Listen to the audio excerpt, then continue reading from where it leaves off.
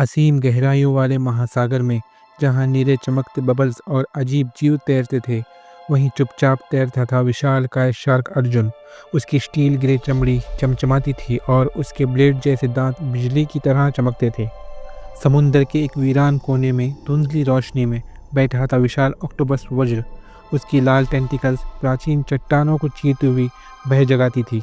जहाँ डूबे हुए जहाज़ों का कब्रिस्तान था, वहाँ अर्जुन का शांत लेकिन डरावना शरीर लहरों को चीरता हुआ निकलता। दूसरी ओर वज्र चट्टानों को तोड़ते हुए समुंदर में तहलका मचाता बढ़ रहा था। फिर दूर समुद्र की सीमा पर अर्जुन और वज्र की नज़रें टकराई।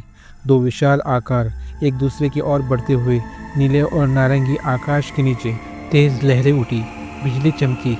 अर्जुन की दहाड़ से महासागर भी कांप उठा। वज्र ने अपने भीम का टेंटिकल से तूफानी हवा को भी चीर दिया। हरे नीले प्रकाश के बीच दोनों टकराए। चट्टानें चकनाचूर हो गई, जल धाराएं बेकाबू होकर घूमने लगी। उखड़े हुए समुद्री पौधे, उड़ती रेत और डर से भागती मछलियाँ, सब कुछ उनके संघर्ष का गवाह बने। तूफानी आकाश के नीचे विशाल भंवर बनने लगे। दोनों एक दूसरे को पछाड़ने के लिए पूरी ताकत से भिड़ते रहे। तभी अर्जुन एक चमकते प्राचीन जाल में फंस गया।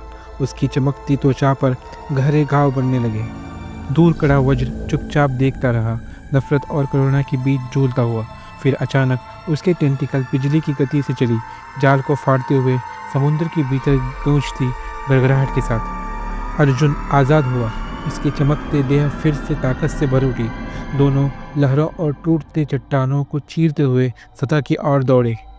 ऊपर एक भयानक चक्रवात बन चुका था, काले बादल, नीली बिजली और गरजता महासागर।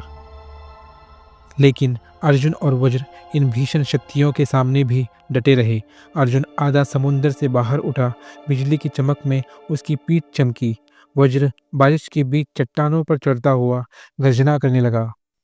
चक्रवात के बीचों बीच दोनों ने मिलकर तूफान से लड़ाई लड़ी, जमती हुई लहरों और हवाओं को पीछे ढकेला। फिर अचानक शांति छा गई।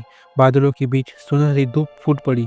अर्जुन और वज्र थकी लेकिन गर्वित निगाहों से एक दूसरे को देखते रहे। अब वे दुश्मन नहीं थे, दोस्त और महासागर के अभिन्न रक्षक। उनकी विशाल परछाइयाँ चमकते पानी पर दूर तक फैल गई। सफ़ेद पक्षी आसमान में नाच उठे।